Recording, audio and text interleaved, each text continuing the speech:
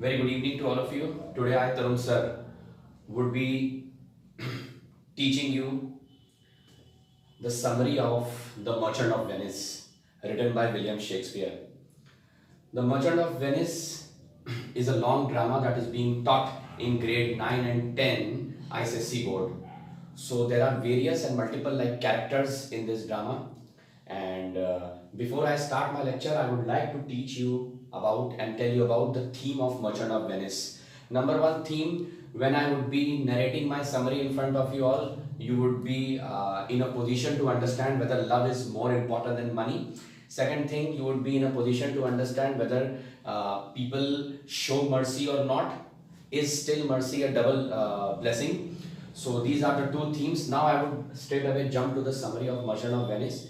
Antonio is a rich moneylender of Venice, and apart from this he has his ships sailing all over the sea. So this is the reason he's a very noble man also, because he lends money without interest at specific levels. There are other characters like Shylock. You will see that Shylock and Antonio both are arch enemies. Why they are arch enemies? Reason why, because in the past Antonio disgraced Shylock at various levels. So this is the reason now in the entire drama you will see that Shylock is finding ways to take revenge from Antonio. Mind it, again, Antonio is the noblest Italian and Shylock is a non-Venetian. That is, he is not a citizen of Venice. So this is one thing very important to take into consideration. Now let's see. In Act 1, in the entire Act 1, you will see that Antonio's mind is tossing over the ocean, and he's very worried about his ships that are sailing from Tripolis to Indies. None of his ships have returned. His friends Salanio and Salarino, mark it, Salanio and Salarino, they bring on different reasons behind his sadness, but Antonio is still confused that he himself is unaware of the reason of his sadness. So they keep on guessing the reason. Neither of them jump into a conclusion. Then enters a new character, that is Graciano. These all are the friends of Antonio. He also tries to judge the reason, but it goes into vague. Now Antonio's best friend, that is Bassanio, comes into the picture.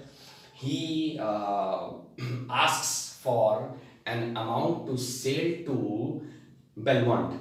Now when I talk about Belmont, this is a different part of Italy, and Venice is a different part. So the entire drama is based on these two places only, Belmont and Venice.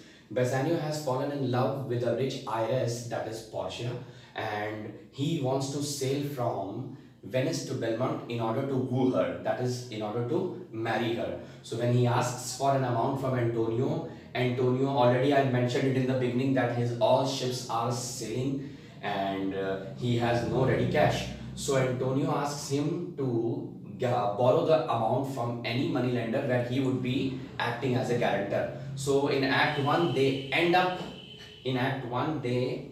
taking money, that too from the arch enemy of Antonio, that is Shylock.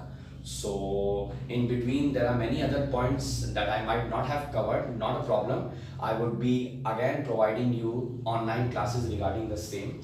So further what we see in Merchant of Venice, when Bassanio reaches to Belmont in order to woo Portia, he is successful, but Antonio had borrowed an amount of 3,000 ducats from Shylock, to which he fails to pay that amount.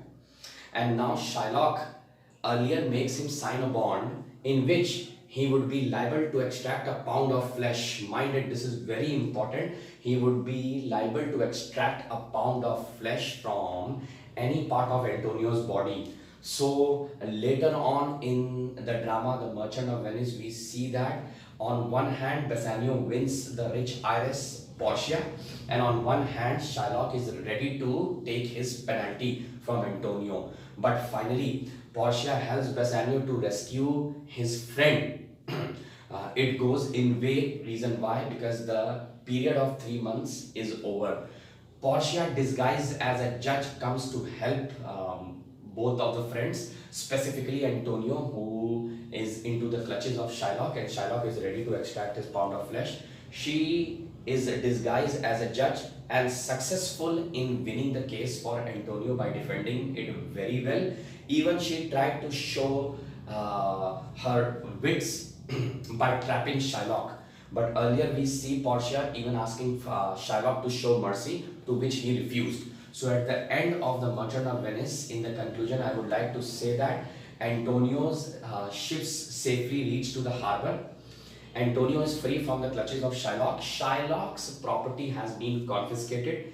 He has to adopt Christianity as per Antonio and the Duke's decision.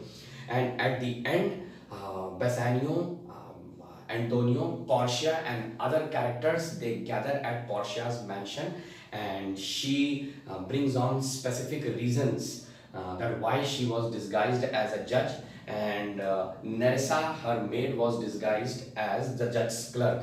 So this is all about Merchant of Venice. It ends at a very positive note, and this is this drama, Merchant of Venice, is one of the best dramas written by William Shakespeare in the year 1596 and 1598 respectively.